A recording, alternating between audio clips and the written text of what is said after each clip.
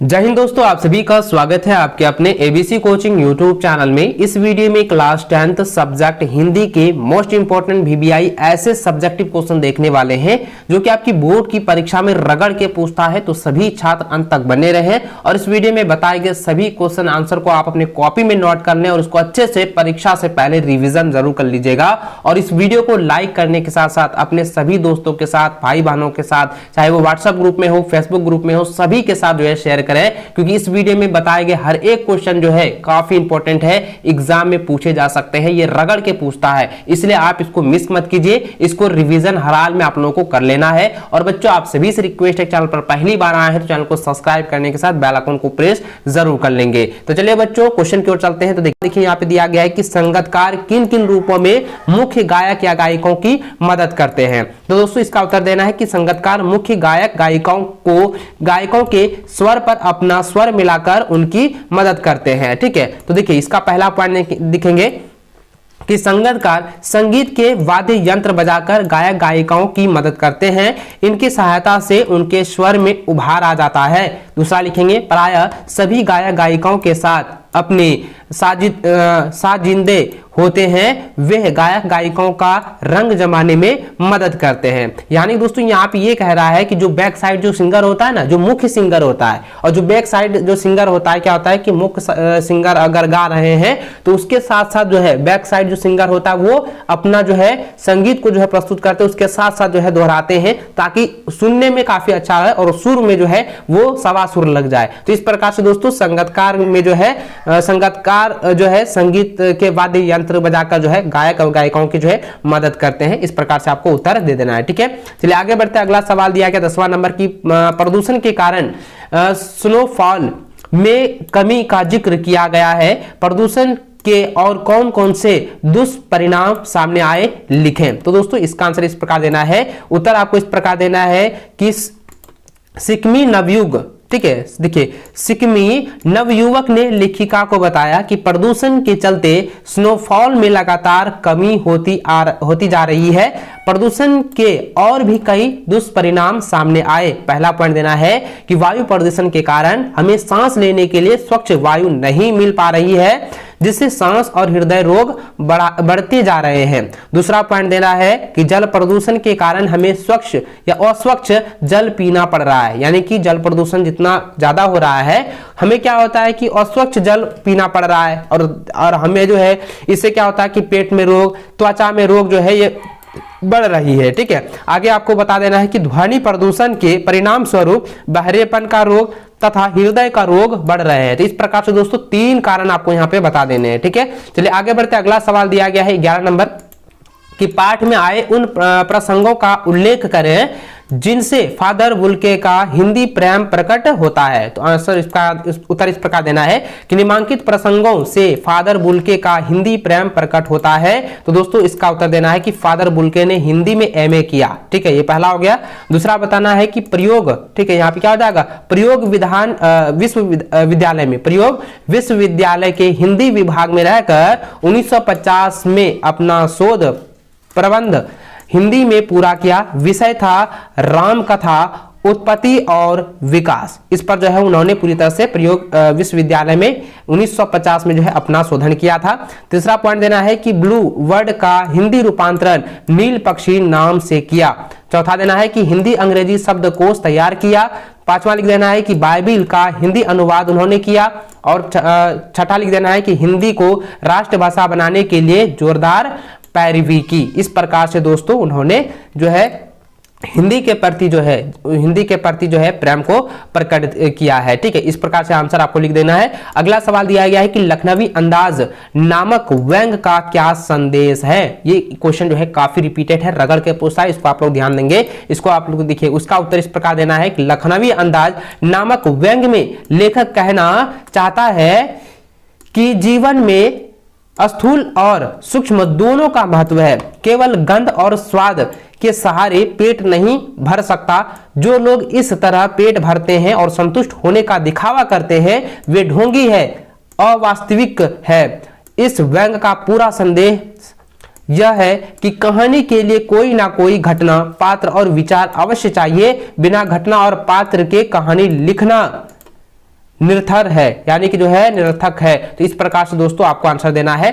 अगला सवाल है कि पाठ के आधार पर बाल गोविंद भगत के मधुर गायन की विशेषताएं लिखे। तो उत्तर इस प्रकार देना है कि बाल गोविंद भगत प्रभु भक्ति के मस्ती में भरे गीत गाया करते थे। उन्हें कानों में सच्ची टेर होती थी।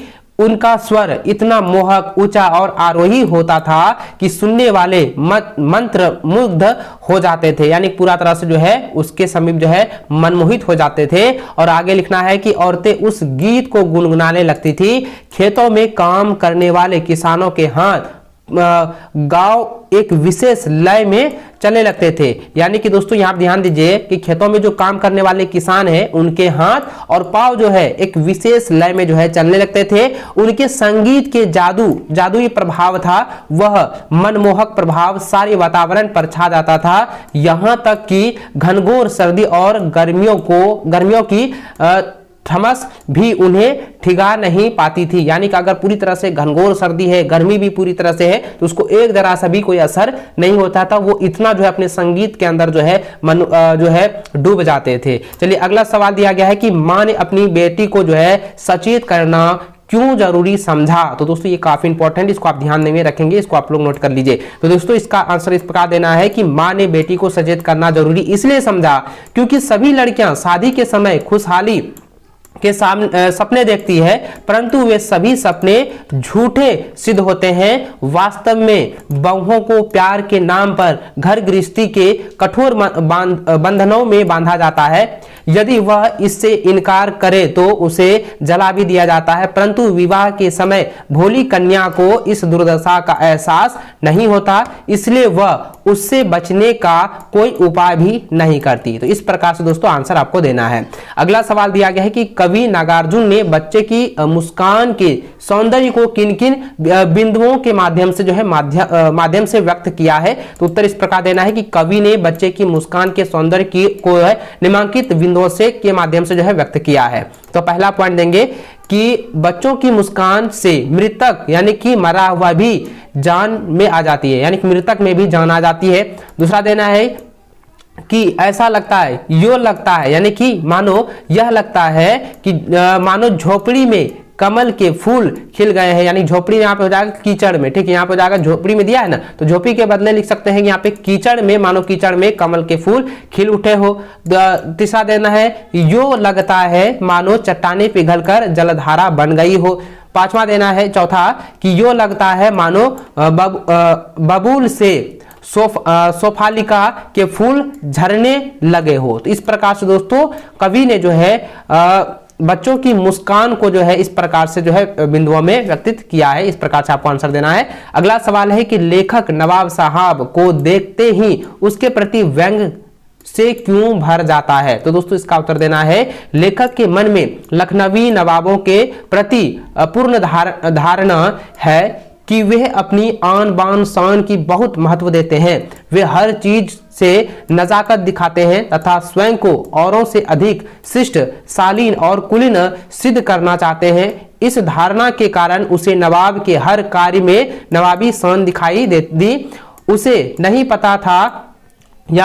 पता कि नवाब साहब सेकंड क्लास में यात्रा क्यों नहीं कर रहे हैं, फिर भी वह उसमें खोट देखता है। फिर भी क्या होता है, उसमें खोट देखता है। वह उसका जो है, सॉरी यहाँ पे लिखना है, उसका नवाब को लखनऊ की नवाबी नस्ल का सफेद पोश सज्जन कहना ही उसकी पूर्ण धारणा का प्रणाम है। तो इस प्रकार से दोस्तों उत्तर देना है। चलिए अगला सवाल देखिए, दोस्तों दिया गया है कि बाल गोविंद भगत की दिनचर्या लोगों के अचरज का कारण क्यों थी। तो दोस्तों इसका आंसर देना है कि बाल गोविंद भगत की दिनचर्या लोगों को हैरान कर देती थी। वे भगत जी की सरलता, सादगी और निस्तारता पर हैरान होते थे। भगत जी भूलकर भी किसी से कुछ नहीं लेते थे। वे बिना पूछे किसी की चीज नहीं छूते भी थे। यहां तक कि किसी दूसरे के खेत में शौच भी नहीं करते थे।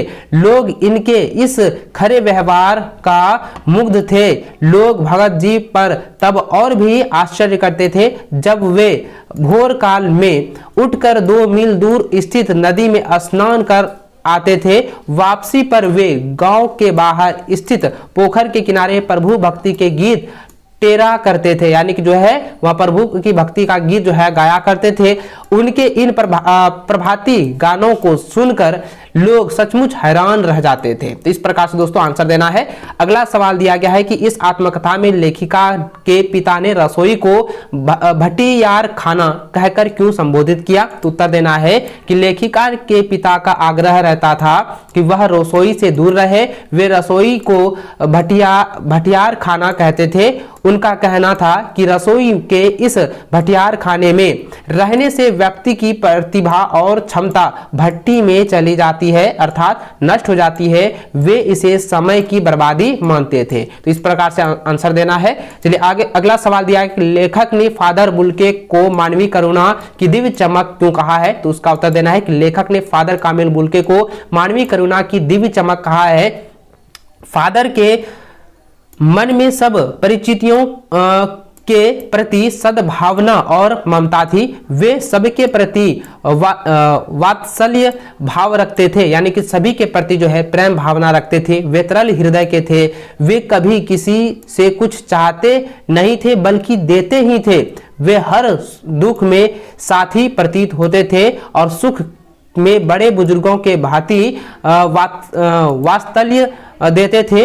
उन्होंने लेखक के पुत्र के मुंह में पहला अन्न भी डाला और उनकी मृत्यु पर सांत्वना भी दी। वास्तव में उनका हृदय सदा दूसरों के स्नेह में पिघला रहता था। उसकी तरलता की चमक उनके चेहरे पर साफ दिखाई देती थी। इस प्रकार से उसका उत्तर दे देना है। ठीक है, चलिए अगला सवाल दिया गया कि शहनाई की दुनिया में डुमराव को क्यों याद किया जाता है? तो दोस्तों इसका उत्तर देना है कि शहनाई की दुनिया में डुमराव को निम्नलिखित कारणों से याद किया जाता है। पहला लिख देना है कि डुमराव विश्व प्रसिद्ध शहनाई वादक बिस्मिल्लाह खां की जन्मभूमि है। दूसरा देना है कि शहनाई बजाने में जिस रीढ़ का प्रयोग किया जाता है वह मुख्यतः डुमराव स्वर्ण नदी के किनारे पाई जाती है। यह रीढ़ नरकट एक प्रकार की घास से बनाई जाती थी। यहाँ पे नरकट है, ठीक, याद रखें। अगला जो है पॉइंट देना है कि इस समय डुमराव के कारण ही शहनाई जैसा वाद्य बजाता है और इस प्रकार दोनों में गहरा रिश्ता है। ठीक, ये हो गया।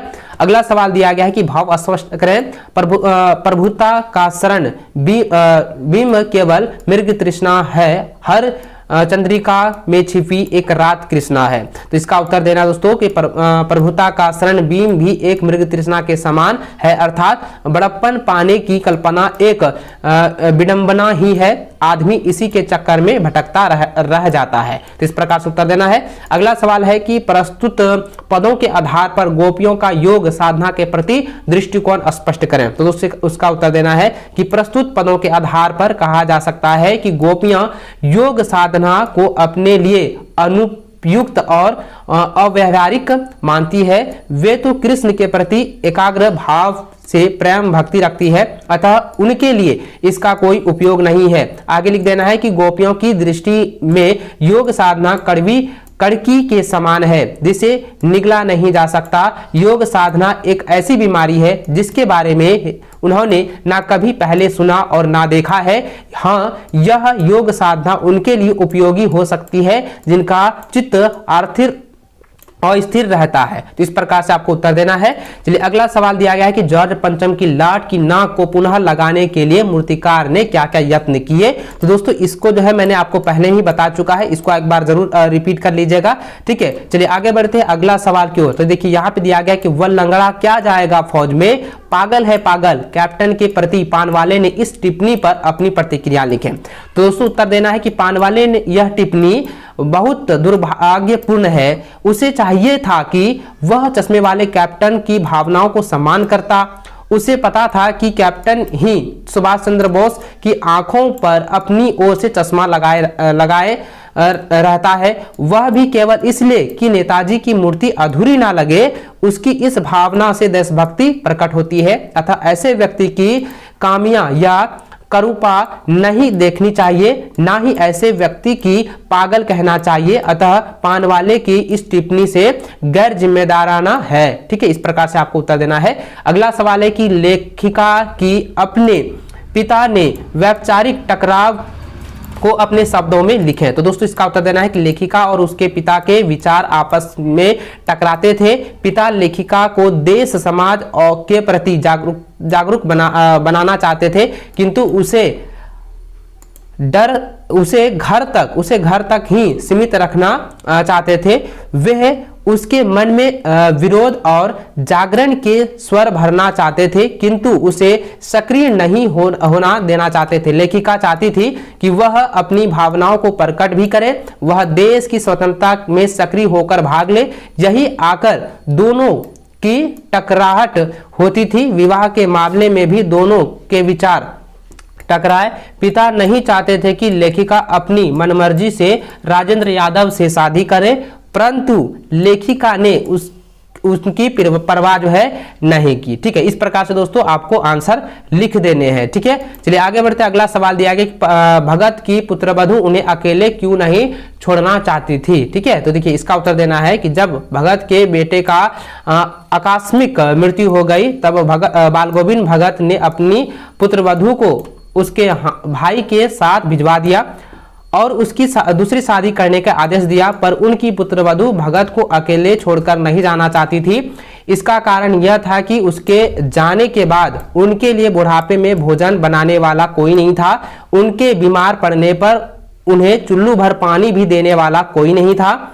वह उन्हीं के चरणों में रहकर अपना वैधव काट देने को तैयार थी। तो इस प्रकार से उत्तर देना है। चलिए अगला सवाल दिया गया है कि फादर की उपस्थिति देवदार की छाया जैसे क्यों लगती थी। ये काफी इंपॉर्टेंट, कई बार पूछा गया, रगड़ कर ये पूछा जाता है, इसको आप नोट कर लीजिए। तो दोस्तों इसका उत्तर देना है कि फादर बुल्के का व्यक्तित्व देवदार के वृक्ष के समान विशाल था। वे सभी पर अपना वात्सल्य लुटाते थे, यानी कि अपना प्रेम भाव लुटाते थे, प्रेम प्रसंग लुटाते थे। उनकी कृपा की छाया उनकी शरण में आने वाले हर व्यक्ति पर छाई रहती थी। वे अपने आशीषों से लोगों को भर देते थे। वे पारिवारिक उत्सवों एवं साहित्यिक गोष्ठियों में शामिल होकर पुरोहित जैसे प्रतीत होते थे। उनकी छाया सुखद एवं शीतल प्रतीत होती थी। यही कारण है कि उनकी उपस्थिति देवदार की छाया जैसी लगती थी। ठीक है, इस प्रकार से दोस्तों आपको आंसर लिख देने। इस वीडियो में मैंने जितने भी क्वेश्चन बताए हैं वे सभी जो है आपके लिए काफी इंपॉर्टेंट है। इसको आप लोग जो है एग्जाम से पहले पूरी तरह से रिविजन जरूर कर लीजिएगा, क्योंकि ये जो क्वेश्चन है रगड़ के पूछता है। इसको आप लोगों को 100% जो है तैयार कर लेना है। सभी दोस्तों के साथ इसे शेयर करें और सभी को कहे कि इसको आप लोग एग्जाम से पहले रिविजन जरूर कर लीजिएगा, एक बार जरूर देख लीजिएगा। चलो दोस्तों मिलता है नेक्स्ट वीडियो में, तब तक जय हिंद, वंदे मातरम।